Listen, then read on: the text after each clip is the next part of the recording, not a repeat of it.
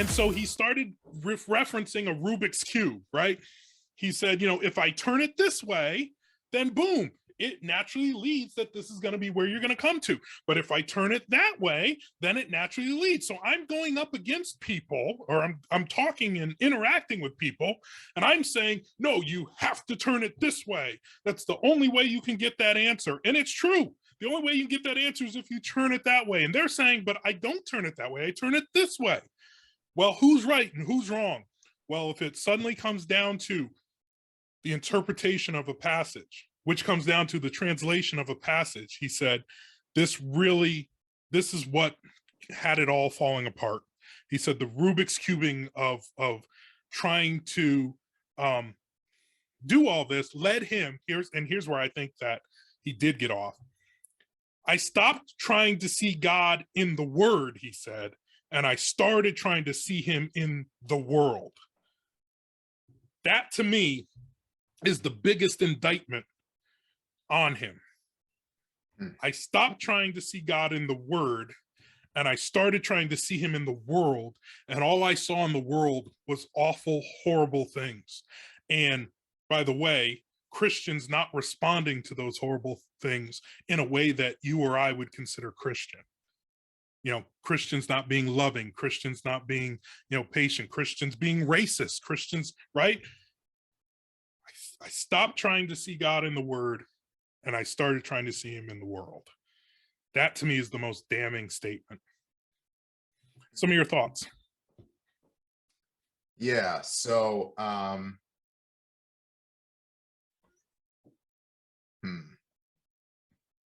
I have a problem, one, with the Rubik's Cube analogy. Okay.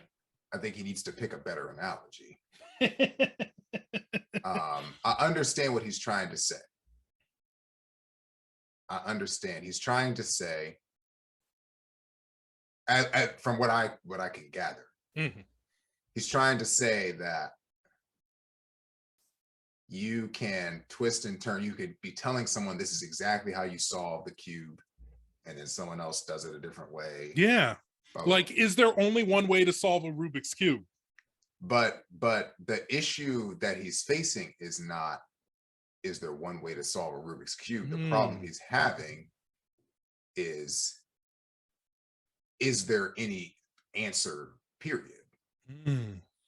People who are confused about how to solve the Rubik's Cube are driven by the fact that there's an objective answer, that there's a solution. That's the kind of person I am. Yeah. I'm like, yeah, there's a whole lot of, but at the end of the day, it is a cube that has more than 3 billion combinations, but only one solution. So if interpreting the Bible is like a Rubik's Cube, that would mean it's difficult. It requires patience, discipline, serious thought, and a very strong desire. But it's a discipline for which you could arrive at an objective conclusion, which undermines the point he's actually trying to make. The point he's trying to make, the reason he's left the faith, is because he's saying, and I'm sure there's a quote in there where he says, well, he says, I don't believe it. I don't think it's true. Right. And he also says, like, who's to say what the right answer is? That's what he's, who's to say? Yep.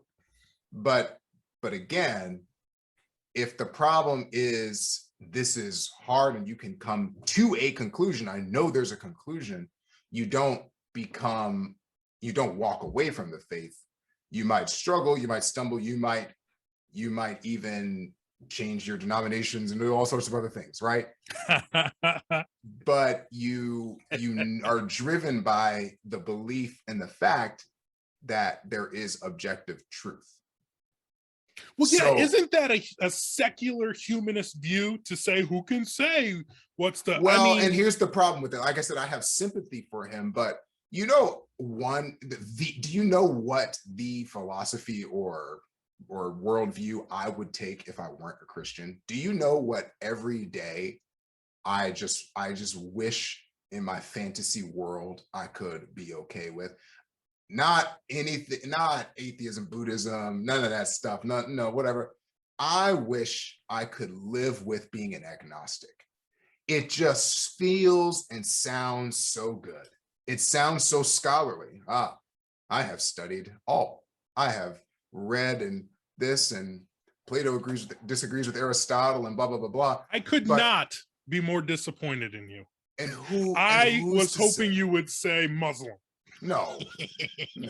There's too much commitment. There's too much commitment Seth to that. X. There's too much commitment for that. Too much commitment. I'm not driven like that.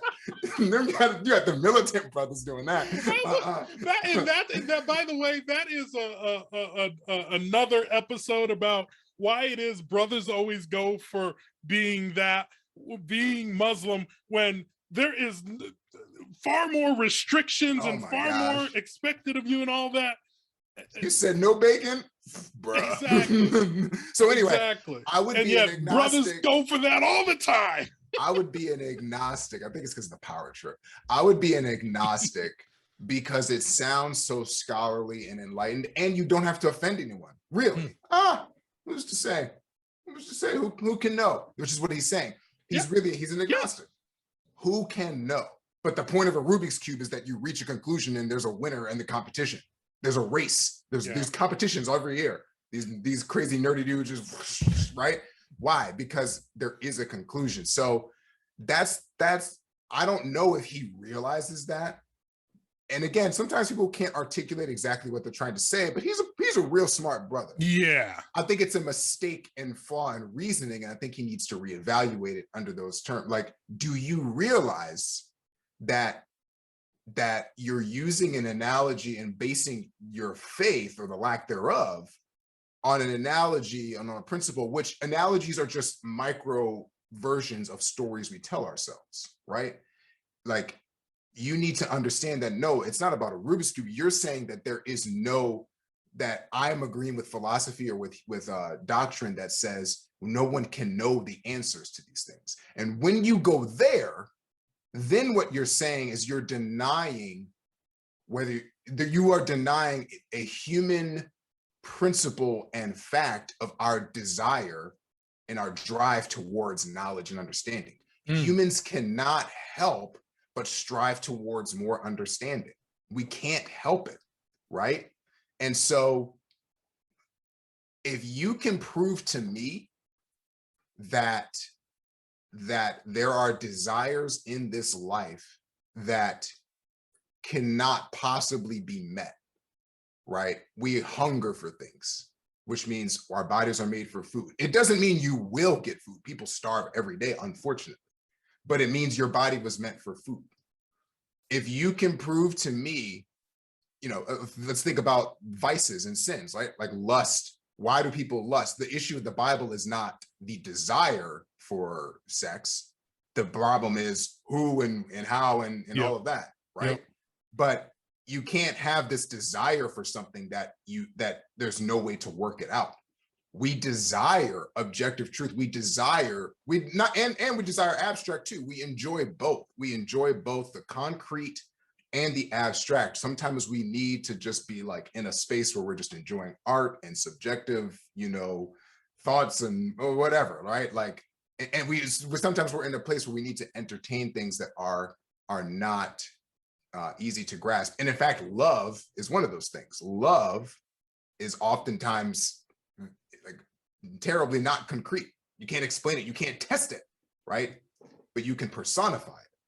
But we all have this desire for objective truth, which leads me to believe, and many others to believe, at some point that knowledge or that desire becomes manifest, or you understand more of it, or you attain more of it, or what have you. Again, it doesn't mean that you will, like Paul says, like right now we see dimly, and one day faith will be made sight. You have to hope for that, but it's rational to hope for that because you can't give yourself the desire for knowledge that was baked into you, right?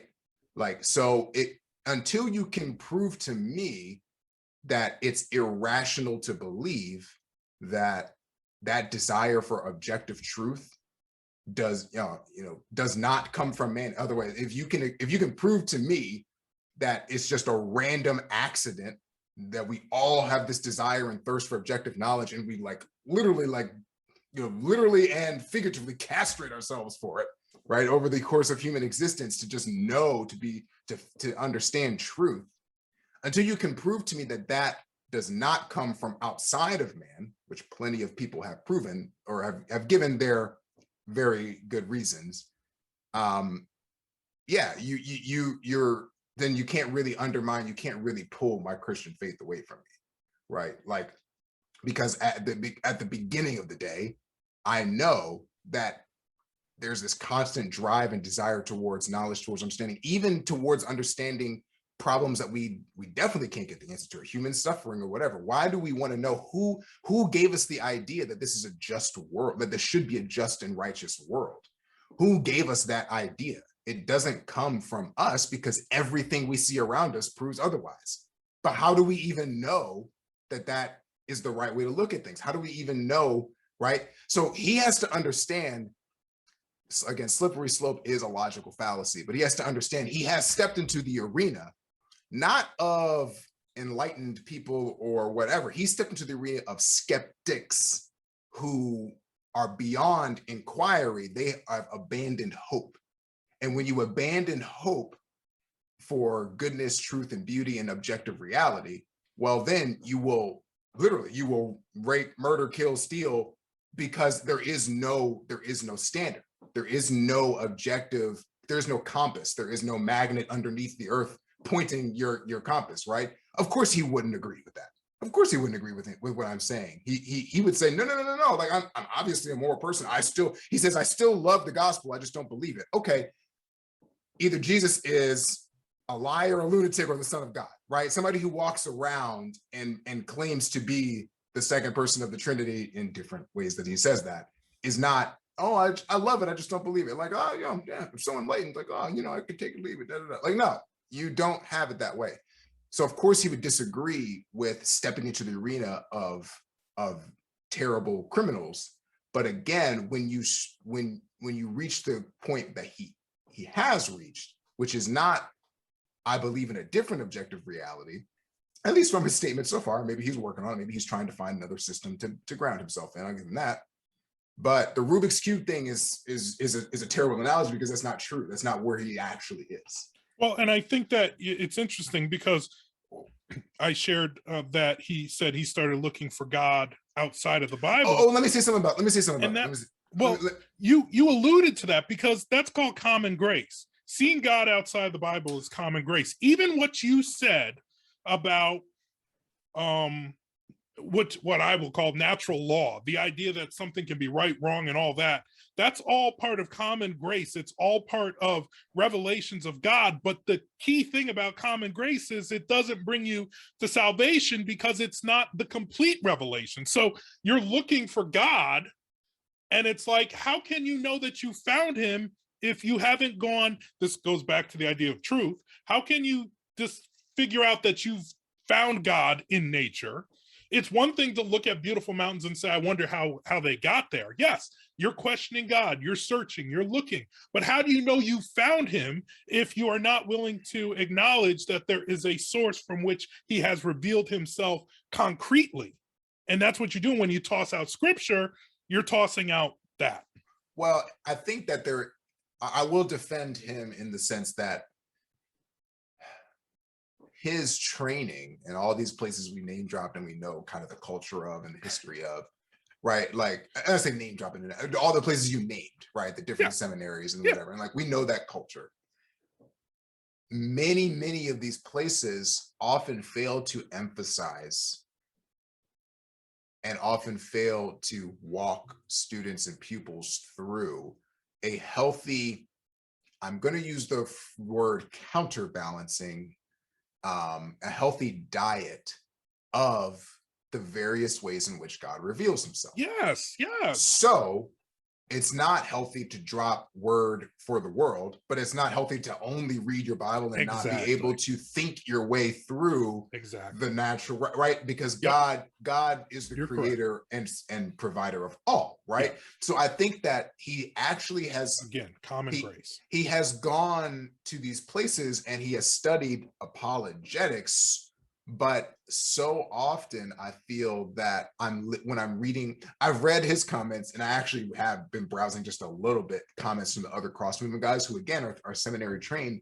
Their statements lack thoughtfulness and tact and a deeper rooting in philosophy, actually. Like they're like, there's a quote from Phanatik actually, and he's talking about things, and somehow he gets into talking about, he's ranting about not being able to find God in science. And just because science doesn't prove God, you know, it's not over, blah, blah, blah. And I was like, wait, time. Like, that just sounds like another one of those like ignorant statements. Like you actually haven't thought about what you're saying and how you're conceding skeptical people's viewpoint, right? Like, it's not, what do you mean by science can't prove the Bible or science can't do what? A philosophy of science, which was a course that they offered at our beloved, now nearly deceased alma mater. That was a very helpful class that they offered, because it was like, no, what is science and the study of the natural, law for?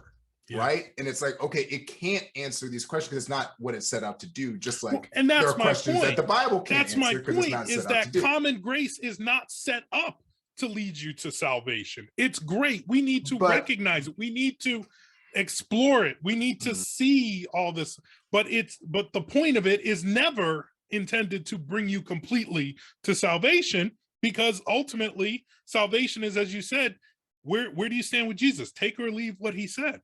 Yeah. So let me get to my other point, though.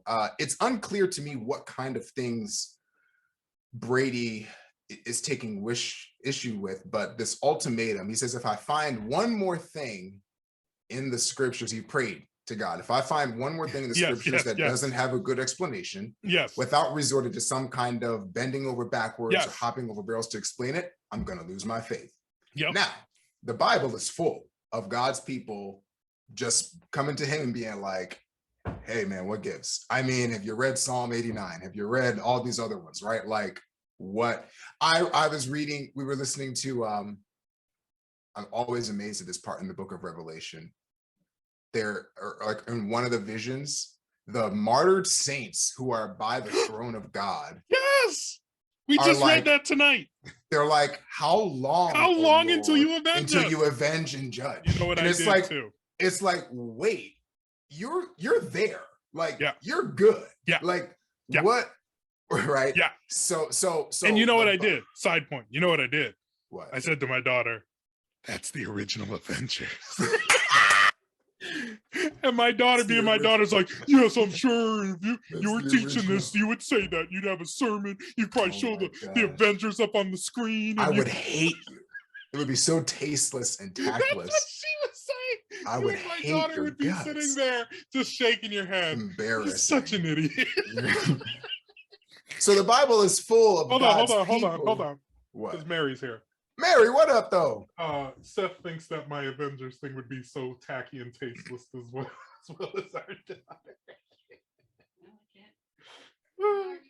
She's not arguing with any of it. So I'm, you know what they say about a prophet in his own home.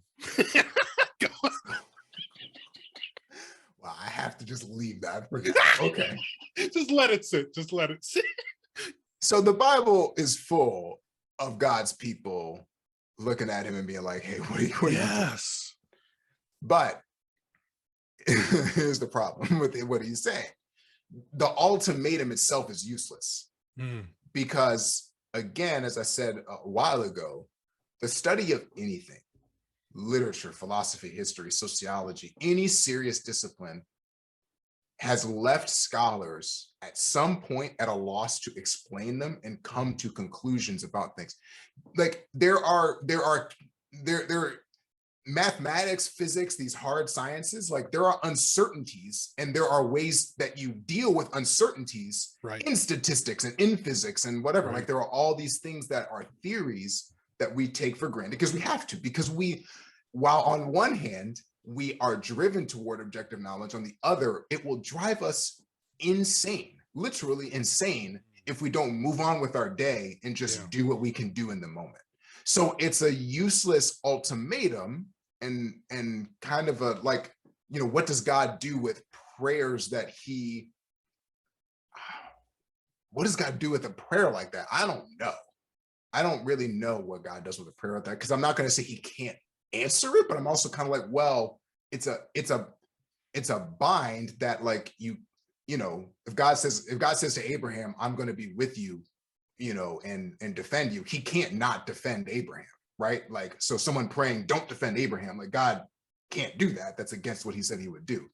This isn't that extent, but like, I'm like, what do you do with a prayer like that when again, it's a serious discipline, like a Rubik's Cube, where there is an end in sight, that where there is a conclusion where we can say like, yeah, there's gonna be a finality to this, right? So God's not gonna like all of a sudden he's not gonna make you the one person in human history besides Jesus, right, who has all the answers. And even when Jesus is here, he's like, hey, can you take this cup away, like real quick? Dude, like, not only can you take this cup away, but one of the greatest examples was when Jesus was talking about the day of the Lord and all that, and they asked him when it was, and he's like, even the Son of Man doesn't know. He's like, I don't know.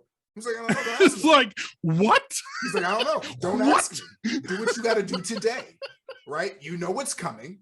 You'll know when it happens, right? If anything, I'm sure our understandings of the book of Revelation are very different. But if anything we can agree on is that it's not this slow, steady progress towards perfection. Right. No, bro. Like there's freaking like brothers coming out the ocean with like 18 tentacles. Eating up the Empire State Building and like treading on the White House, like whatever that means, it is not some steady thing, right? Jesus is like, I don't know, but you'll know the same when I give the signal. So Phanatik, you just throw the switch when I tell you. So Phanatik, I'm trying to just tell you, man, like you are not gonna you can't pray something like that and expect like everyone has to bend and hop and figure things out. Like Jesus is presenting riddles to his apostles and he's like, well, how does David call this one Lord when he is his son? Drop that mic, think about that for a minute, bro. Because there's various schools of thought in his own day that are arguing about this, right? Still are. So anyway, all that to say, I just, if you take it from that perspective, Phanatik, like if you understand, he probably doesn't even want to go by that name anymore, which I understand, like that's not how he is identifying. So if Mr. Goodwin wants to drop the Christian faith, like that's his choice, but you got to understand, if your mentality is, I will accept this as long as I have surefire objective, as long as God meets all of my criteria. And bro, that's just a line like that to me is actually testing God, now that I'm thinking about it out loud, right? Because that to me is reaching out. I will believe when you prove yourself to me in these fashions. And sometimes in the Bible, God like kind of just concedes. Right. But with something like this, you would be the only person in human history who would have all the answers. He hasn't thought about it that way, and that's why I know he would disagree with what I'm saying, but like that's just a logical conclusion of what you're getting at. If I find one more thing that doesn't have a good explanation, well, what are you like? So if I give what is the combination? What is the key? So again, this is the problem that I have with all of the people who I love dearly, who struggle with these things and have come to the conclusion that they can't believe it. It's like, well, you believe things every minute of every day that aren't a good explanation. Correct. right? Right. Like for real. Like I do illogical things all the time. It's like, well, all right, you know.